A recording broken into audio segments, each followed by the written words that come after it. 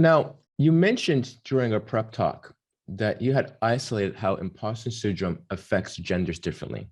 Can you Yes. explain? So this is where it sometimes is viewed, or imposter syndrome is viewed as being a female problem. It's actually not. It's just the way that they are displayed in the different genders.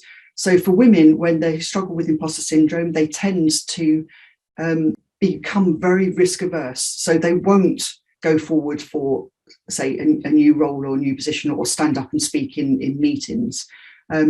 They become overly concerned with the risks involved in doing that. So they withdraw a little bit.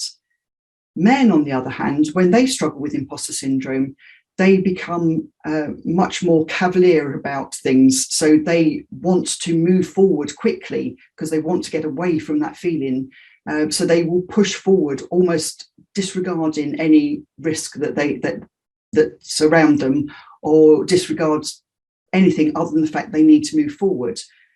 Now, the problem with this is in business, that sort of pushing forward has become wanted, expected. So when they push forward, business sees that as a really good thing, whereas the women who withdraw, business sees that as a really bad thing. But it's still imposter syndrome for both parties, and that is a problem.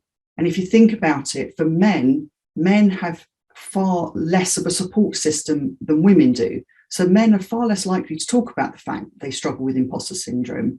So they're far less likely to get help.